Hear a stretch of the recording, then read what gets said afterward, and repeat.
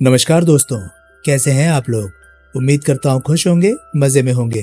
स्वागत है आपका मेरे चैनल स्टोरी टेलर सीपी में। मैं हूँ आपका दोस्त, आपका यार, स्टोरी टेलर सीपी, आपका सूत्रधार। तो चलिए दोस्तों, इसी नोट पर आज की वीडियो शुरू करते हैं। आज की वीडियो में मैं आपको सुनाने वाला हूँ 3.5 घंटे नॉवल का पार्ट 6। इसके बाकी के 5 पार्ट्स आप ऑलरेडी सुन चुके होंगे, और अगर आपने नहीं सुने तो उनके लिंक्स आपको ऊपर आई बटन से मिल जाएंगे। तो चलिए दोस्तों, ज्यादा देरी ना करते हुए शुरू करते हैं 3.5 घंटे नॉवल का पार्ट 6। तुम कौन हो भाई, और यहाँ कैसे आ गए? महेंद्र सोनी ने उसकी आंखों में झांकते हुए पूछा। पलंग पर पड़े व्यक्ति की पलकें तब भी नहीं झपकी। अब महेंद्र सोनी चौंका। उसका नशा हिरन होने लगा था। ध्यान से देखा तो पाया कि पलंग पर पड़े व्यक्ति की आंखें शीशे की तरह चमक रही थी। जीवन का कोई चिन्ह नहीं था उसमें। महेंद्र सोनी ने हड़बड़ाकर उसके मस्तक पर हाथ रखा और अगले ही पल वो बदहवास सा खून खून चिल्लाता हुआ फ्लैट से बाहर की तरफ भागा। पागलों की तरह गैलरी में उधर उधर भागता हुआ खून खून चिल्लाता रहा था। आसपास के फ्लैटों में रहने वाले हड़बड़ाकर बाहर निकले।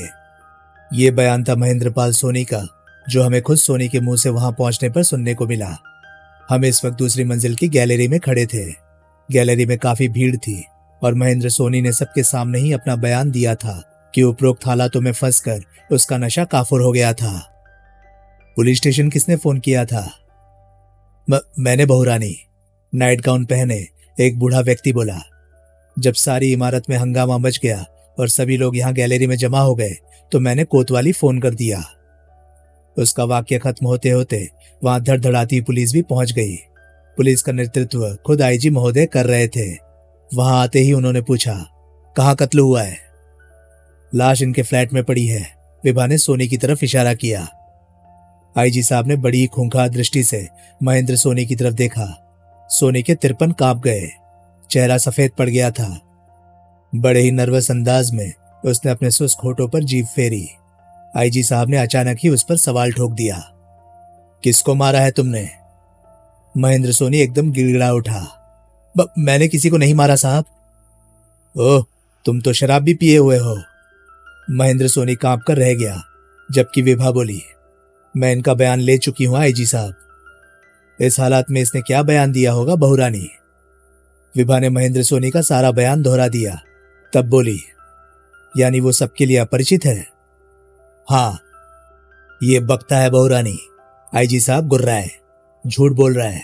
बोल, कौन से दोस्त के यहां बैठकर शराब पी थी तूने? क्या नाम है उसका? जगमोहन साहब। कहाँ रहता है? शंकर स्ट्रीट में। आईजी साहब ने उससे जगमोहन का फोन नंबर पूछा। उसके द्वारा नंबर बताए जाने पर एसएसपी को आदेश दिया कि वो उक्त नंबर पर फोन करके महेंद्र सोनी के बयान की जांच करे और फिर विभा की तरफ घूमकर बोले, क्या आप लाश को देख चुकी हैं बहुरानी? जी नहीं, यहाँ पहुंचने के बाद मैंने महेंद्र सोनी के बयान लिए ही थे कि आप पहुंच गए। तो आइए लाश का निरीक्षण कर लें। कहने के साथ ही वे 20 नंबर फ्लैट की तरफ बढ़ गए। विभा उनके पीछे थी। मैं और मधु विभा के साथ। कमरे की तरफ जाते हुए आईजी साहब ने अधिकारी को फोन द्वारा फिंगरप्रिंट्स, पुलिस फोटोग्राफर और पोस्टमार्टम वालों को बुला लेने का आदेश दिया था। हम फ्लैट के चौपट पड़े द्वार पर ठिठके, फिर कमरे के अंदर दाखिल हो गए। अब पलंग पर बिल्कुल चित अवस्था में पड़ी लाश को हम सभी बिल्कुल स्पष्ट देख सकते थे। मैं, मधु और आईजी साहब अभी उसे ध्यान से देख ही रहे थे कि विभा चौंकी। उसके मुंह से निकला, जोगा। हम तीनों ने एक साथ चिहुक कर विभा की तरफ देखा।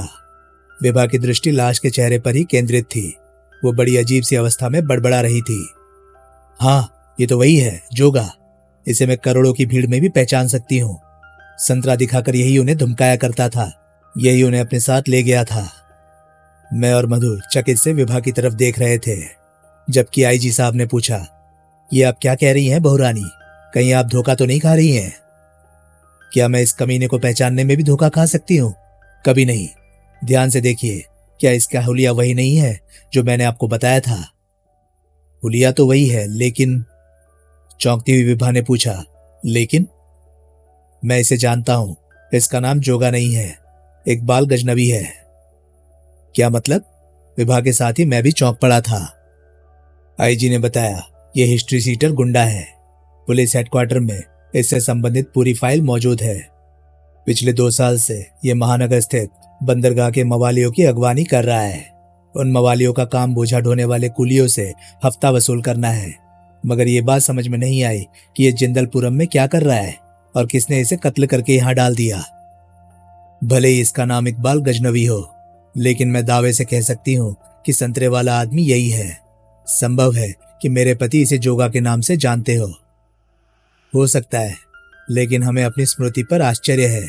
इसका हुलिया ठीक वैसा ही है जैसा आपने बताया था, किंतु उस वक्त हमें इकबाल गजनवी का ख्याल क्यों नहीं आया? शायद इसलिए कि हम इसकी जिंदलपुरम में मौजूदगी की कल्पना भी नहीं कर सकते थे। यही वजह रही होगी, लेकिन इसका मतलब तो ये है कि ये दोहरी जिंदगी जी रहा था। कुछ लोग इसे इकबाल गजनवी के नाम से जानते हैं और कुछ लोग जोगा के नाम से।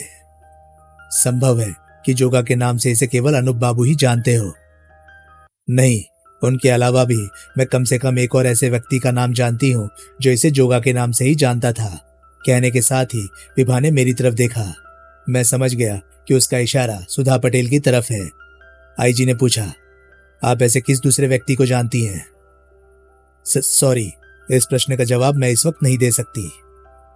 आईजी साहब चुप रह गए, जबकि मैं किंग कर्तव्य विमोढ़ सा उस लाश को देख रहा था, उसे जिसको विभा जोगा की लाश बता रही थी। हालांकि आईजी साहब उसी का नाम इकबाल गजनवी बता रहे थे, किंतु मेरे लिए विभा के कथन पर शक करने में कोई गुंजाइश नहीं थी। मैं जानता था कि उसकी नजर धोखा नहीं खा सकती।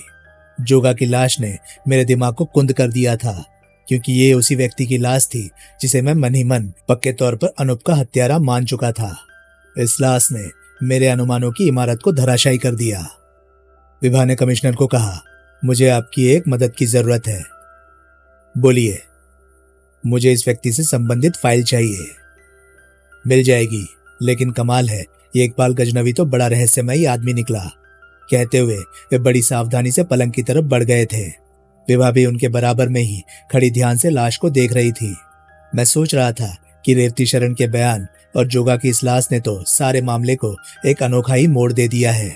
कुछ भी तो समझ में आने को तैयार नहीं था। कमाल है, कहीं कोई जख्म, कोई घाव नहीं। आईजी साहब बड़बड़ाए, खून का हल्का सा धब्बा तक भी तो नहीं मिला है। क्या मतलब? क्या यह हत्या जहर से हुई है? जी हां। आईजी साहब लाश को कुछ ध्यान से देखने के बाद बोले, हमें तो नहीं लगता। जहर से मेरे व्यक्ति का जिस्म नीला पड़ जाता है, मुंह से झाग निकलने लगते हैं, लेकिन यहां तो ऐसा कुछ भी नहीं है। एक जहर का नाम पोटेशियम पॉइजन है आईजी साहब। उसके असर से जिस्म पर कोई प्रभाव नहीं पड़ता।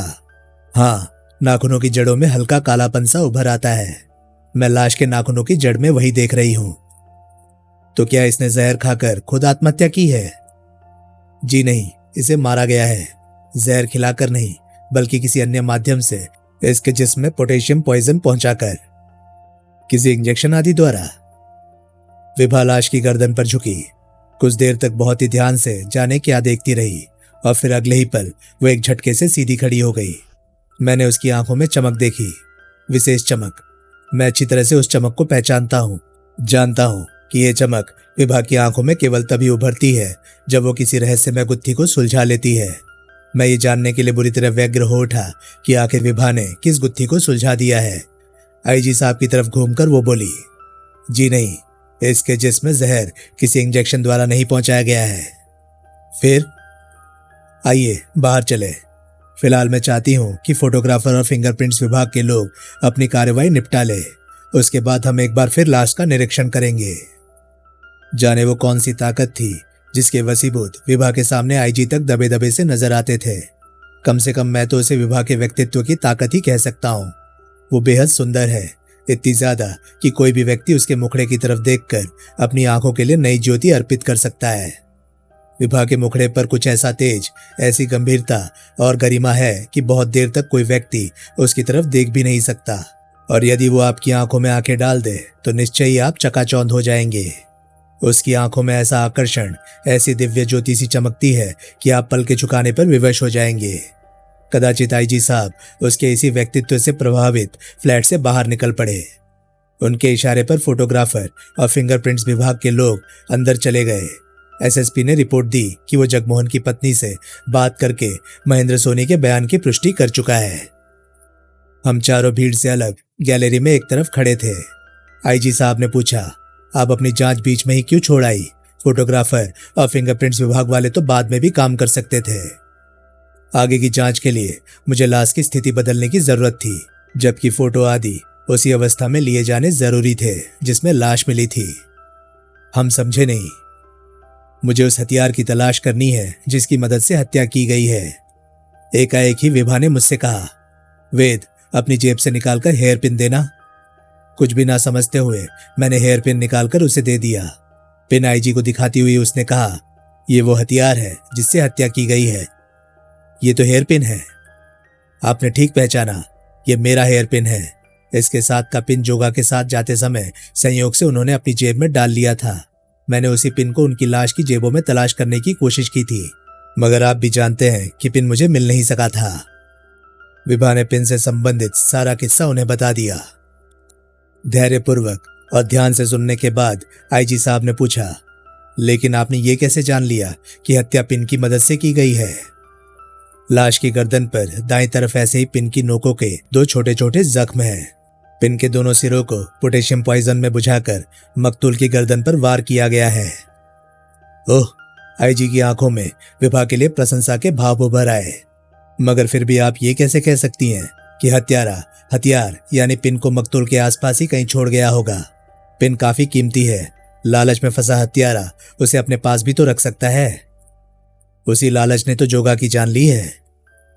क्या मतलब? हम सबकी धारणा यह थी कि उनका कत्ल जोगा ने किया है, परंतु जोगा की लाश इस बात का ठोस प्रमाण है कि जोगा मुख्य हत्यारा नहीं, बल्कि मुख्य हत्यारे की कठपुतली मात्र था। इसने मुख्य हत्यारे की गैर जानकारी में लालच में फंसकर पिन को अपने कब्जे में ले लिया। हत्यारे की इस पर कड़ी नजर रही होगी, अतः वो जान गया कि इसने पिन लिया है। मुख्य हत्यारे को इतनी समझ है कि यह कच्चा लालच पुलिस को उस तक पहुंचा सकता है। इस स्थिति में हत्यारे की दृष्टि में जोगा ने पिन को अपने पास रखकर भारी गलती की थी। हत्यारे ने उसी पिन से इसकी हत्या करके इसकी गलती की सजा दी है, और जिस गलती के लिए उसने यह हत्या की है वही गलती खुद नहीं कर सकता।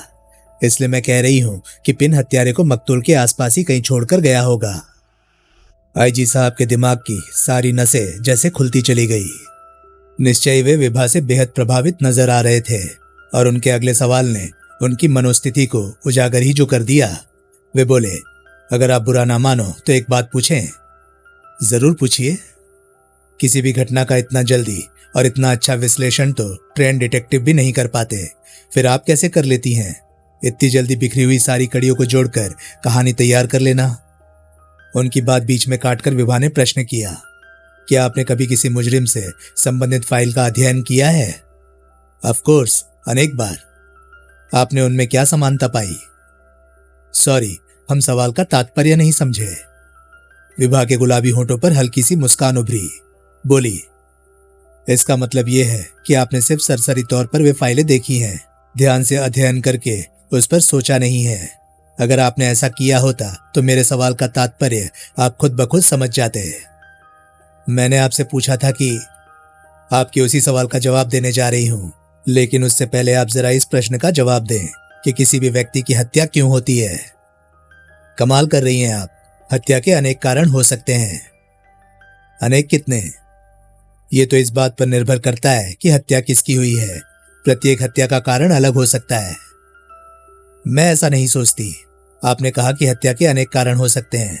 सवाल यह है कि अनेक कितने? क्या आपने कभी हत्या के कारणों को गिनने की कोशिश की है? ऐसी कोशिश तो हमने कभी नहीं की। आज कीजिए। आप हत्या के अलग अलग कारण बताइए, मैं गिनती रहूंगी। पहले तो आईजी साहब ने विभा को अजीब सी नजरों से देखा, फिर वे कारण बताने लगे। जायदाद, लड़की, जमीन, किसी हत्यारे का जुनून, खानदानी दुश्मनी जैसे 20 कारण आईजी साहब एक ही सांस में बता गए। उसके बाद सोच सोचकर बताने लगे। आईजी द्वारा हर नया कारण बताए जाने पर विभा बड़ी ही गहरी मुस्कान के साथ उसे नंबर दे देती। इस प्रकार रोते पीटते आईजी साहब 30 कारण बताने में कामयाब हो गए, किंतु काफी देर तक सोचते रहने के बावजूद 31वां कारण ना बता सके। और जब उन्होंने मौन फुल स्टॉप लगा दिया तो विभा बोली, आप हत्या के केवल 30 ही कारण बता सके हैं, और 30 कारण बताने वाले आप पहले व्यक्ति हैं। अक्सर लोग 10-15 कारणों पर ही अटक जाते हैं, जबकि गिनने से पहले वे ही कह रहे होते हैं कि हत्या के अनेक कारण हो सकते हैं। अगर बहुत ज्यादा जोर लगाकर पूरे दिमाग से सोचा जाए तो हत्या के ज्यादा से ज्यादा 100 कारण प्रकाश में आएंगे। बल्कि मैं तो कहूंगी कि हत्या के 100 से ज्यादा कारण हो ही नहीं सकते। मैंने हत्या के केसों की कम से कम 500 फाइलों का अध्ययन किया है और उनमें से ज्यादातर केसों में समानता थी। माना कि हम हत्या के 100 कारण कंटस्ट कर लेते हैं, उसके बाद किसी भी लाश को देखते ही उसे उन 100 कारणों की तराजू पर रखते हैं। लाश की स्थिति, मृतक में स्थान और उसका कैरेक्टर आदि हमें एक पल में बता देगा कि इस हत्या का कारण उन 100 कारणों में से कौन सा है। बस हम उसी फाइल को दिमाग में लाते हैं जिसमें हमने इसी कारण से हुई हत्या या हत्याओं का विवरण पढ़ा था। उसी फाइल में जब हम उस केस से संबंधित हत्यारे का नाम, उसकी मानसिकता, व्यक्तित्व और हत्या करने के तरीकों को याद करते हैं तो सामने पड़ी लाश के हत्यारे की एक धुंधली सी आकृति निश्चय ही उभर आती है। वर्तमान लाश के आसपास की स्थिति उस आकृति को साफ करने में मदद करती है। थोड़ी सी तफ्तीश और मृतक के आसपास के लोगों के बयान हमें हत्यारे के बहुत निकट ले जाकर खड़ा कर देते हैं। कमाल है, बड़ी अजीब थ्योरी है आपकी। क्यों, पसंद नहीं आई क्या? आप पसंद की बात कर रही हैं। हम तो ऐसा महसूस कर रहे हैं कि अगर हर डिटेक्टिव इस थ्योरी पर चलने लगे तो हत्या के केस का कोई भी मुजरिम कानून की पकड़ से बचा न रहे। Thank you. क्या वर्तमान केस से मिलती जुलती घटनाएं भी आपने किसी फाइल में पढ़ी हैं? क्यों नहीं, आप राजधानी सुप्रीम कोर्ट की फाइल नंबर 1004 अपराध संख्या 302/1285 वाले केस की फाइल पढ़ सकते हैं। बड़ी गजब की मेमोरी है आपकी। वैसे उस फाइल में क्या था? बलदेव नामक हत्यारे ने बदले की भावना से कत्ल किए थे। क्या आप केस के पीछे भी बदले की भावना ही महसूस करती हैं? हाँ। किस बात का बदला? यानी अभी ये नहीं कहा जा सकता है। हाँ, उस फाइल में बलदेव अपनी प्रेमिका की हत्या का बदला ले रहा था। कुछ लोगों ने मिलकर कुछ वर्ष पहले न केवल उसकी प्रेमिका की हत्या ही की थी बल्कि उसकी असमत भी लूटी थी। बदले के रूप में बलवीर उन्हीं हत्यारों की हत्या कर रहा था। क्या आप इन हत्याओं के पीछे भी कोई ऐसा ही कारण महसूस करती हैं? विभा ने इस प्रश्न का कोई जवाब नहीं दिया, बल्कि बोली, आइए, फोटोग्राफ और फिंगरप्रिंट्स विभाग वाले अपना काम निपटा चुके हैं। हम सब पुनः कमरे में आ गए। पलंग के समीप खड़ी विभा कुछ देर तक लाश को देखती रही। फिर उसने लाश को करवट दे दी। लाश के नीचे विभा का दूसरा हेयरपिन पड़ा था, जिसे देखकर हम तीनों के मुंह से चकित रह जाने वाली सिसकारी निकल पड़ी। विभा के होठों पर सफलता की मुस्कान नाच रही थी। बोली, फोटोग्राफर और फिंगरप्रिंट्स विभाग के लोगों से कहिएगा कि इस पिन पर अपना अपना काम करके वे इसे जांच के लिए लेबोरेटरी भेज दें। मेरे ख्याल से इसके दोनों सिरों पर पोटेशियम पॉइजन ही पाया जाएगा। विभा ने यह जानने की कतई कोई कोशिश नहीं की कि उसके शब्दों का आईजी पर क्या प्रभाव हुआ है, बल्कि वो लाश की तलाशी लेने में जुट गई। तलाशी में अन्य चीजों के साथ एक कागज भी निकला, वैसा ही जैसा अनूप की मेज पर से मिला था। कागज पर वैसी ही आकृति बनी हुई थी। आकृति को देखती हुई विभा का चेहरा कठोर हो गया और बोली, हत्यारे ने बचाव के लिए इसे भी 3.5 घंटे का समय दिया था। ये पहेली और 3.5 घंटे का चक्कर क्या है? लगता है कि पहेली हत्यारे के लिए खुद एक समस्या बनी हुई है। उसे उम्मीद है कि पहेली के हल हो जाने पर उसके दिमाग की कोई गुत्थी सुलझ जाएगी तथा 3.5 घंटे से उसका कोई भावनात्मक रिश्ता लगता है। पहेली के हल के लिए वो इस समय को घटा या बढ़ा नहीं सकता। एक ये बात समझ में नहीं आई कि हत्यारा आखिर हर बार अलग और दूसरों का फ्लैट क्यों इस्तेमाल कर रहा है। पहले जुर्म के लिए दीनदयाल का फ्लैट, दूसरे के लिए महेंद्रपाल सोनी का। इस फ्लैट को जुर्म के लिए इस्तेमाल नहीं किया गया है। क्या मतलब है? हत्या कहीं और की गई है, यहां तो हत्यारे ने लाश लाकर केवल पलंग पर लिटा दी है। आप ये कैसे कह सकती हैं? जब हत्यारे ने पिन का वार इसकी गर्दन पर किया तब ये किसी प्रकार के बंधनों में जकड़ा हुआ नहीं था। अगर होता तो इसके हाथ और पैरों पर निशान होते, वे नहीं हैं। जाहिर है कि ये स्वतंत्र था, और स्वतंत्र व्यक्ति जब ये जान ले कि सामने वाला उसे जान से मारने पर आमादा है तो हर हालत में बचाव के लिए संघर्ष जरूर करता है। संघर्ष करने के चिन्ह इसके जिस्म पर है, अर्थात इसने संघर्ष किया था, किंतु कमरे में ऐसा कोई चिन्ह नहीं। स्पष्ट है कि वो संघर्ष यहाँ नहीं हुआ, कत्ल कहीं और हुआ है, लाश लाकर यहाँ डाल दी गई है। हत्यारा ऐसा क्यों कर रहा है? हमें उलझाने और खुद को संदेह के दायरे से बहुत दूर रखने की कोशिश में। मगर मेरे ख्याल से वो बहुत बड़ी भूल कर बैठा है। आईजी साहब ने चौंकते हुए पूछा, कैसी भूल? अभी नहीं, वो मैं समय आने पर ही बता सकूंगी। कहने के बाद विभा घूमी और बड़ी तेजी से बाहर निकल गई। आईजी साहब के चेहरे पर मौजूद अवाक रह जाने वाले भावों को देखते हुए हम भी विभा के पीछे ही कमरे से बाहर निकल गए थे। मंदिर के उस कमरे को विभा ने ऑफिस की सी शक्ल दे दी थी। एक बड़ी सी और चमकदार सनमाइका वाली मेज के पीछे इस वक्त वो रिवॉल्विंग चेयर पर बैठी थी। हम दोनों उसके दाईं तरफ एक छोटी मेज के पीछे गद्देदार कुर्सियों पर बैठे थे। हम पति पत्नी महेंद्रपाल सोनी के फ्लैट से निकलने के बाद अब तक चकित से मूक रहकर विभा की चुस्ती फुर्ती और कार्यविधि देख रहे थे। इस वक्त भी एक युवक ससम्मान हाथ बांधे उसके सामने खड़ा था। विभा हुक्म देने वाले स्वर में उससे कह रही थी, तुम इसी समय दीनदयाल के फ्लैट पर चले जाओ श्रीकांत। तुम्हें उससे मिलना नहीं है, बल्कि गुप्त रूप से केवल उसके फ्लैट पर नजर रखनी है। जो आज्ञा बहुरानी, श्रीकांत ने कहा। कल शाम तक वो कहीं भी जाए, कुछ भी करे, चाहे जिससे मिले, तुम्हें कुछ नहीं करना है। तुम सिर्फ साए की तरह उसके पीछे रहोगे और उन आदमियों के नामों की एक लिस्ट बनाओगे जिनसे वो मिले या जो उससे मिले। याद रहे, तुम्हारा काम उससे मिलने वालों की केवल लिस्ट बनाना है। मैं समझ गया बहुरानी। साथ ही किसी को यह पता ना लगे कि हमने तुम्हें इस काम पर लगाया है। जी। तुम जा सकते हो। हॉल में वीणा बैठी होगी, उसे भेज दो। श्रीकांत चला गया। मैं और मधु विभा के किसी भी आदेश का कोई अर्थ नहीं निकाल पा रहे थे। हाँ, मैं ये जरूर महसूस कर रहा था कि इस केस को हल करने के लिए विभा ने अपनी सक्रियता बढ़ा दी है। कुछ ही देर बाद कमरे में वीणा नामक युवती प्रविष्ट हुई।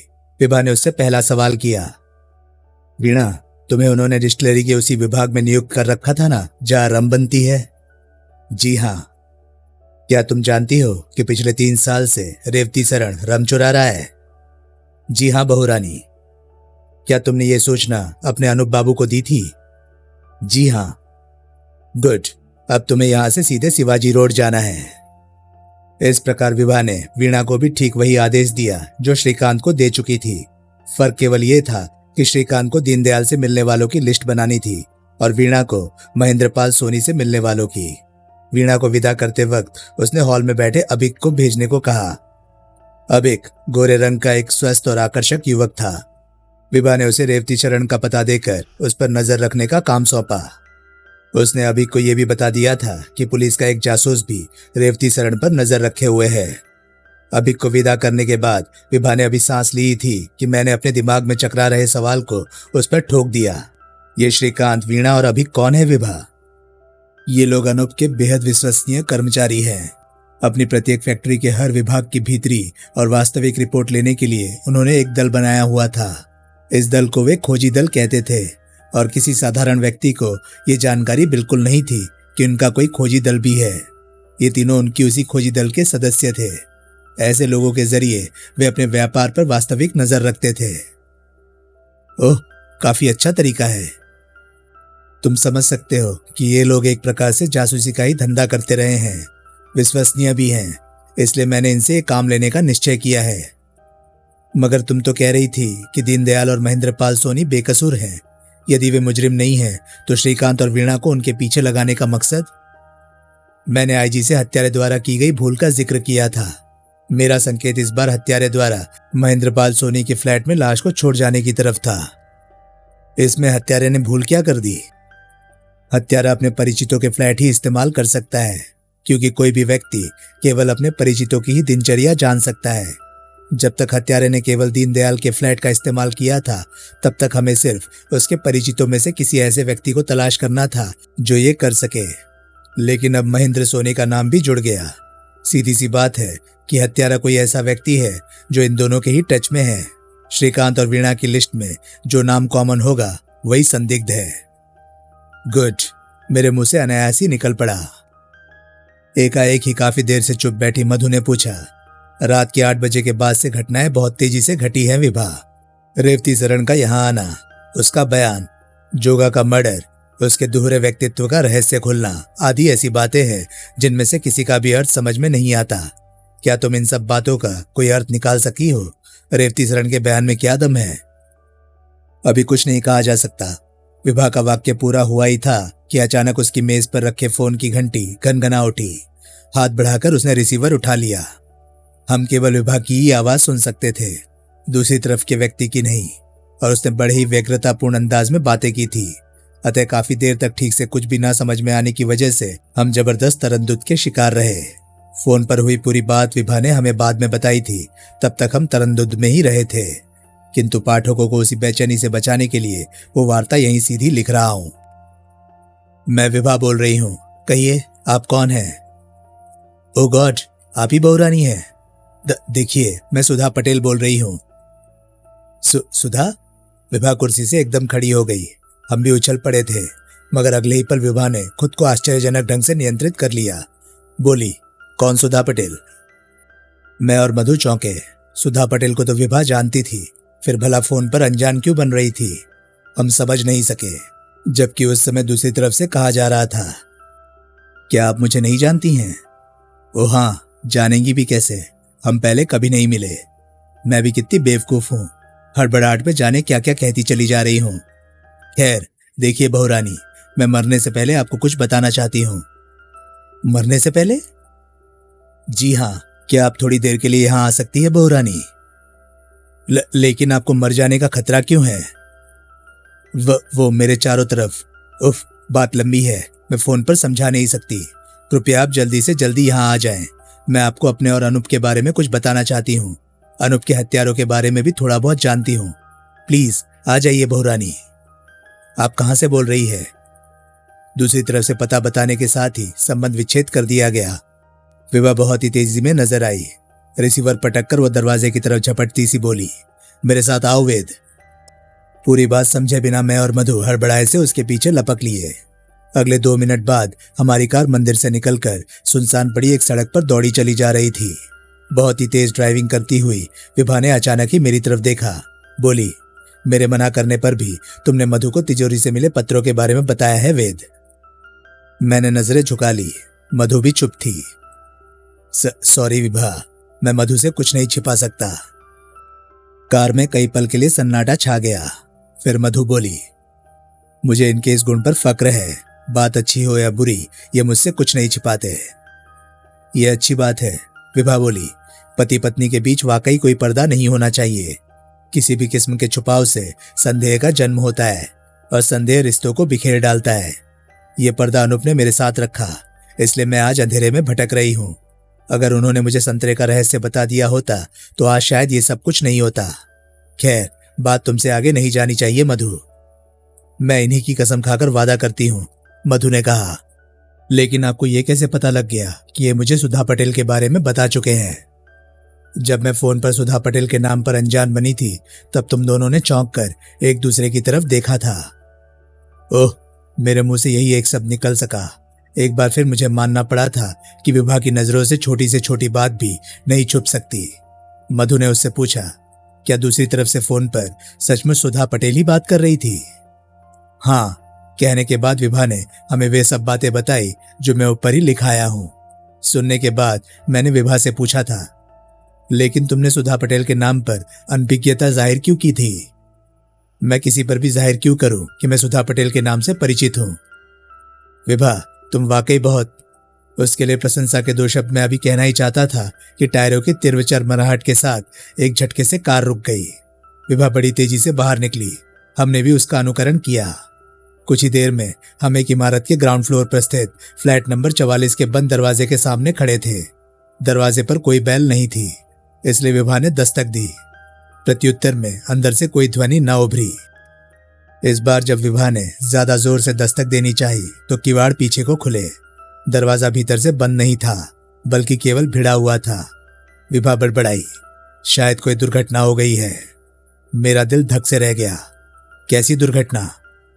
क्या इस फ्लैट में अब हमें सुधा पटेल की लाश देखने को मिलेगी? विभा ने अपने गाउन की जेब से टॉर्च और रिवॉल्वर निकाल ली थी। बाएं हाथ में दबी टॉर्च को ऑन करने के साथ ही उसने दरवाजे पर धीरे से ठोकर मारी। दरवाजा खुल गया। पहले कमरे में अंधेरा था। टॉर्च का प्रकाश वहां रखे सोफा आदि पर नृत्य कर रहा था। वहीं से हमें दूसरे कमरे का दरवाजा भी नजर आ रहा था। दरवाजा बंद था, किंतु उसकी झिरियों में से दूधिया प्रकाश झांक रहा था, जो इस बात का सबूत था कि उस कमरे की ट्यूब ऑन थी। फिर आगे विभा और उसके पीछे हम दोनों फ्लैट में दाखिल हो गए। फ्लैट केवल 2 ही कमरों का था और हम पहला कमरा पार करके दूसरे दरवाजे की तरफ बढ़े। मैं नहीं जानता था कि उस वक्त मधु और विभा की क्या हालत थी। अपनी जानता हूं और सच्चाई ये है कि मेरा दिल बुरी तरह से धक धक कर रहा था, शायद ये सोचकर कि उस बंद कमरे में क्या है। मेरे धड़कते हुए दिल की चिंता किए बिना विभा ने टॉर्च मुझे पकड़ा दी। विभा बेहद सतर्क थी, मैं भी सतर्क हो गया और साथ ही मधु को भी चौकस रहने का इशारा कर दिया था, शायद इसलिए कि कहीं दरवाजा खुलते ही कोई हम पर ही आक्रमण ना कर दे। विभा ने आहिस्ते से दरवाजा धकेला। दरवाजा खुला। धड़कनें बेकाबू हो गई, मगर सिर्फ एक क्षण के लिए, क्योंकि अगले ही क्षण हम चकित रह गए थे। कमरे की स्थिति हमारे सामने थी, मगर वो सारा कमरा पूरा बूचड़खाना बना हुआ था, जिसे शायद बेडरूम के रूप में इस्तेमाल किया जाता था। मैं वहां पड़े डबल बेड की वजह से ही उसे बेडरूम कह रहा हूं। हमने चारों तरफ देखा, हर चीज अस्त व्यस्त थी। सनील के खोल वाला लिहाफ फर्श पर पड़ा था, तिपाया स्टूल बिल्कुल औंधा, फोन का रिसीवर कहीं और क्रेडल कहीं। ड्रेसिंग टेबल मुंह के बल पड़ी थी।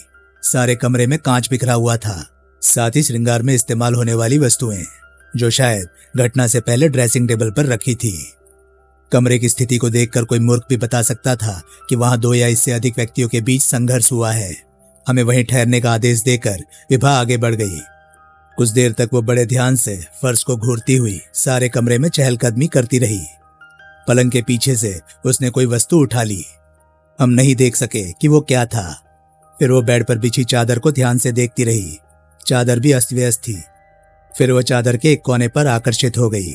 हमने देखा कि वो चादर के कोने पर कढ़े गुलाब के फूलों को देख रही थी। मुझे याद आया कि सुधा पटेल को गुलाब का फूल बहुत प्रिय था। चादर पर सुर्ख रेशम से किसी ने अपने हाथ से गुलाब काढ़ा था। विभा वहां से हटी। फर्श पर डनलप का एक तकिया पड़ा था। तकिए को उठाकर उसने सूंघा कई बार। सूंघने के बाद तकिया उसने बेड पर डाल दिया। हम पति पत्नी चकित से उसके क्रियाकलापों को देख रहे थे। एकाएक ही वो कमरे के एक कोने में खड़ी सेफ की तरफ आकर्षित हो गई। सेफ लॉक थी, जिसे विभा ने अपने बालों से हेयर पिन निकालकर बड़े आराम से खोल लिया। काफी देर तक उसके अंदर मौजूद कपड़ों को देखती रही, फिर घूमी। लाइट ऑन करके बाहर वाला कमरा भी चेक किया। विशेष रूप से भीतरी कमरे के दरवाजे से फ्लैट के मुख्य द्वार तक जाने के मार्ग को चेक करती रही थी वो। और वहीं से उसे एक टूटी हुई नीले रंग की चूड़ी का टुकड़ा मिला। वो टुकड़ा उठाकर भी उसने मुट्ठी में दबा लिया। 15 मिनट तक वो पूरी तरह खामोश अपने काम में जुटी रही और उसके बाद हमारे नजदीक आकर बोली, चलो अब यहाँ कुछ नहीं है। तुम किस नतीजे पर पहुंची विभा? मैंने पूछा। गाड़ी में बात करेंगे, कहने के साथ ही वो आगे बढ़ गई। जब हम फ्लैट से निकले तो फ्लैट उसी स्थिति में था जिसमें वो हमें मिला था। बाहरी कमरे की लाइट ऑफ, दोनों दरवाजे ढके हुए। गैलरी बिल्कुल सुनसान पड़ी थी और जिस खामोशी के साथ हम वहां पहुंचे थे उसी खामोशी के साथ गाड़ी में बैठ भी गए। विभा ने गाड़ी स्टार्ट करके आगे बढ़ा दी। हम में से किसी को भी सवाल करने का मौका ना देती हुई खुद ही बोली, इस फ्लैट में रहने वाली महिला का नाम रजनी चतुर्वेदी होना चाहिए। क्या? मैं उछल पड़ा। हम तो सोच रहे थे कि ये फ्लैट सुधा। तुम ठीक समझ रहे हो, वो सुधा पटेल ही है। क्या कह रही हो तुम? कभी रजनी कभी सुधा? सीधी सी बात है, सुधा पटेल यहाँ अपना नाम बदलकर यानी रजनी चतुर्वेदी बनकर रह रही थी। नाम बदलने की उसे क्या जरूरत थी ये तो वही जाने, लेकिन सेफ से गुड लक ड्राई क्लीनर्स की रसीद मिली है। वहां एक शॉल ड्राई क्लीन के लिए दिया गया है। ग्राहक का नाम रजनी चतुर्वेदी है। यह भी तुमने खूब कही विभा। संभव है कि शॉल किसी अन्य ने दिया हो। रसीद पर कस्टमर के साइन होते हैं, वहां रजनी चतुर्वेदी लिखा है, परंतु उसी हाथ ने जिसने कभी अनूप के लिए पत्र लिखे थे। ओह, इसके अलावा फ्लैट में रहने वाली को गुलाब का फूल इस हद तक पसंद है कि बेडशीट से लेकर सेफ में मौजूद ज्यादातर कपड़ों पर गुलाब काढ़ा गया है। सेफ में या तो साड़ियां थी या किसी 4 साल के बच्चे के कपड़े। किसी वयस्क पुरुष का एक भी कपड़ा नहीं था। मतलब ये कि फ्लैट में उसके साथ केवल 4 साल का बच्चा ही रहता था। बच्चा नहीं, लड़का। वे कपड़े लड़के ही के हैं और ये वही बच्चा होगा जिसका जिक्र अनूप की सेफ से मिले पत्रों में था। फ्लैट में सुधा पटेल बिना किसी पुरुष के सहारे के रहती है। मुझे ये सोचकर बड़ा अजीब सा लगा कि वो लड़का अनूप का होगा। तकिए को सूंघकर मैंने जाना कि सुधा पटेल एमिक्स नामक विदेशी तेल का इस्तेमाल करती थी। उसका मेकअप का सामान भी काफी कीमती था, साड़ियां और बच्चों के कपड़े भी, यानी फ्लैट में जो भी सामान था वो सब कीमती था। और जांच के बाद मैं ये भी दावे के साथ कह सकती हूँ कि सुधा पटेल कहीं सर्विस नहीं करती थी। फिर उस पर खर्च करने के लिए इतना धन कहां से आता था? ये भी उन कई सवालों में से एक है जिनका हमें जवाब तलाश करना है। कई सवाल। तो दोस्तों, ये था 3.5 घंटे नॉवल का पार्ट 6। ये पार्ट आपको कैसा लगा? प्लीज कमेंट सेक्शन में अपनी राय मुझे जरूर बताएं। और हाँ, अगर आपको मेरे वीडियोस पसंद आ रहे हैं तो प्लीज उन्हें लाइक करें और चैनल को सब्सक्राइब करें, क्योंकि मैं ऐसे कंटेंट लाता रहता हूं। तो चलिए दोस्तों, मैं मिलता हूं अब आपसे अगली वीडियो में। तब तक के लिए नमस्कार, गुड बाय। सेफ रहिए, खुश रहिए, मजे करिए।